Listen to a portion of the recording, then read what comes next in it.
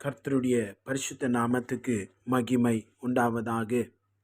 இன்றைக்கான தியான வசனம் சங்கீதம் 105:37.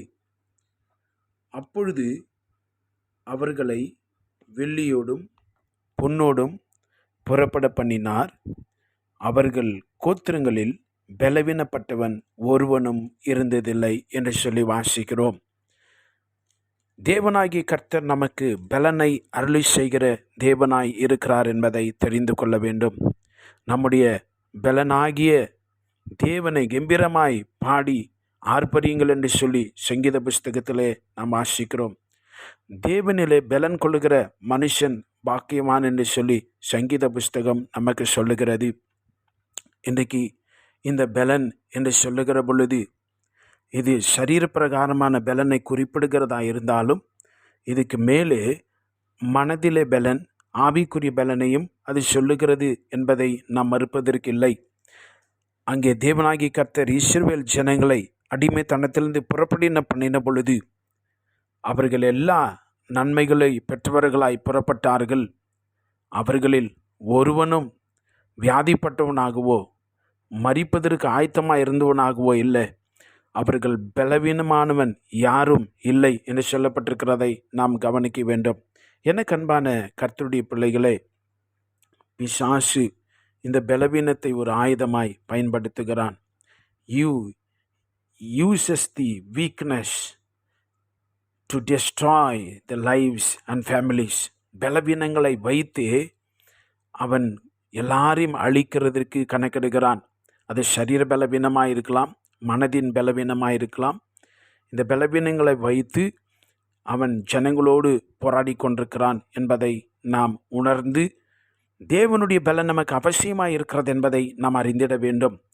பிசாசு நம்மை பலவீனப்படுத்துவான். அநேக காரியங்களை வைத்து the devil's strategy is to make us weak and weaker every day. But the God's plan is that we have to get stronger and stronger every day in the word and the power of God. Hallelujah. அப்போ தேவன் என்ன சொல்லுகிறார்? நாம் அவருடைய பிள்ளைகளாகிய நாம் தேவனுடைய பலனிலே நாளுக்கு நாள் அதிகமாய் பெருக வேண்டும் என்று தேவன் விரும்புகிறார். தேவன் இந்த எகிப்திலிருந்து இஸ்ரவேல் ஜனங்களை புறப்பட பண்ண பொழுது அவர்கள் எப்படி இருந்தார்களாம்? என்னாகமம் 23:22 இப்படியாய் சொல்லுகிறது. தேவன் அவர்களை எகிப்திலிருந்து புறப்பட பண்ணினார். காண்டாமிருகத்துக்கு ஒத்த பலன் அவர்களுக்கு உண்டு என்று சொல்லப்பட்டிருக்கிறதை பார்க்கிறோம். உதாரணமாய் ஒரு காண்டாமிருகத்தினுடைய ஒரு வல்லமை அல்ல, அதுக்கு இருக்கிற பலன் என்று கணக்கிட வேண்டும் என்று சொன்னால், ஒரு பலசாலியாக இருக்கிற ஒரு 20 மனிதர்களை, அதுக்கு அதிகமான மனிதர்களை சேர்த்தால் ஒழிய ஒரு காண்டாமிருகத்துக்குரிய பலனை நாம் கணக்கிட முடியும். எனக்கு அன்பான கர்த்தருடைய பிள்ளைகளே, இஸ்ரவேல் ஜனங்களுக்குள்ளே தேவன் அபிதமான பலனை தேவன் வைத்திருந்தார். இந்த வார்த்தைகளை கேட்டுக்கொண்டிருக்கிற உன்னுடைய வாழ்விலே, உன்னுடைய மனதிலே, உன்னுடைய நிலைமைகளிலே பிசாசு அநேக முறை உங்களுடைய பழைய கதைகளை, தோல்விகளை, ஏமாற்றப்பட்டதை, இழந்து போனதை, நீங்கள் நினைத்ததை நடக்காததை வைத்து, வியாதிகளை வைத்து உங்களை தொடர்ந்து பலவீனப்படுத்தி கொண்டே இருப்பான்.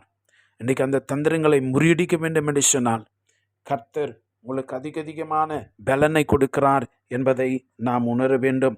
வேதம் சொல்லுகிறது, ஏசாயா தீர்க்கதரிசன புஸ்தகத்திலே 40ஆம் அதிகாரத்திலே 29 விதமாய் சொல்லுகிறது. சோர்ந்து போகிறவனுக்கு அவர் பலன் கொடுத்து சத்துவமில்லாதவனுக்கு சத்துவத்தை பெருக பண்ணுகிறார் என்று சொல்லி, இந்த நாளிலே நாம் தேவனுடைய பலனை உணர வேண்டும். நம்மை பலப்படுத்துவதற்கு இயேசு தம்முடைய இரத்தத்தை சிந்தி மரித்திருக்கிறார். Don't go weary and weak. Get on to that power of the blood. Call upon the name of Jesus. அந்த இயேசுவின் நாமத்தை சொல்லி கூப்பிடுங்கள். இயேசு எனக்காய் ரத்தம் சிந்தி நான் பலவீனமாய் இருக்கக்கூடாது என்று சொல்லி அந்த தேவனுடைய பலத்தை நாம் சார்ந்து கொள்ளுவோம்.